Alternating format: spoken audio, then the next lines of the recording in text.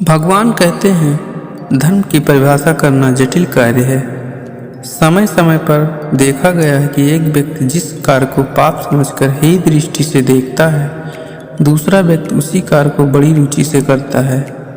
वही कार्य एक के लिए धर्म है तो दूसरे के लिए पाप। परहित सरिस धर्म नहीं भाई, अर्थात परोपकार के समान कोई दूसरा धर्म नहीं। आज दुनिया में व्यक्ति कोई भी कार्य सिर्फ अपने फायदे के लिए ही करता है। दूसरों की कोई नहीं सोचता। जो सिर्फ अपने लिए जीता है, खाता पीता है, वो एक पशु के समान स्वार्थी है।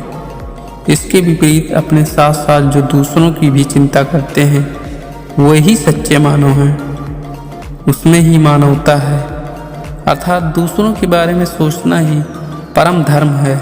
जो कोई आत्मिक सुख शांति चाहता है, उसे परोपकार करना चाहिए। उदाहरण के लिए एक पेड़ को ले लीजिए, जो अपने एक एक फल को दूसरों के लिए छोड़ देता है, अपने लिए कामना करता है तो केवल ये कि उसकी परवरिश ठीक तरह से होती रहे। कहा भी गया है, परोपकार वहिंत नद्या, परोपकाराय फलंत वृक्षा, परोपकार तुहिंत गावा, परोपकार्थम इदम शरीरम। अर्थात परोपकार के लिए नदियाँ बहती हैं, परोपकार के लिए ही वृक्षों से फल लगते हैं, परोपकार के लिए गाय दुही जाती है, और यही मानव भी परोपकार के लिए ही बना है। मुश्किल से मिले इस मानव जीवन का सही प्रयोग किया जाना चाहिए।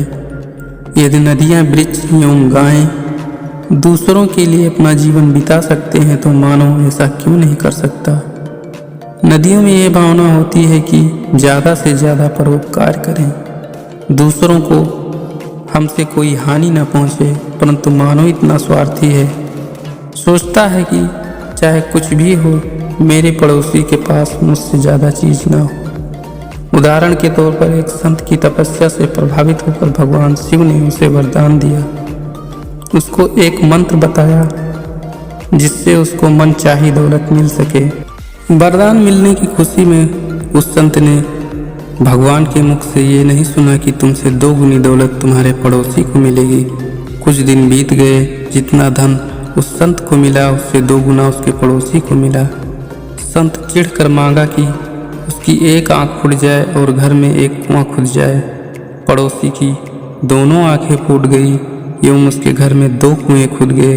बेचारा पड़ोसी मारा गया। संत स्वार्थी था। ऐसे स्वार्थी लोगों की संख्या आजकल तेजी से बढ़ रही है। परोपकारी कम होते जा रहे हैं। हमें इस प्रवृत्ति को कम करना होगा।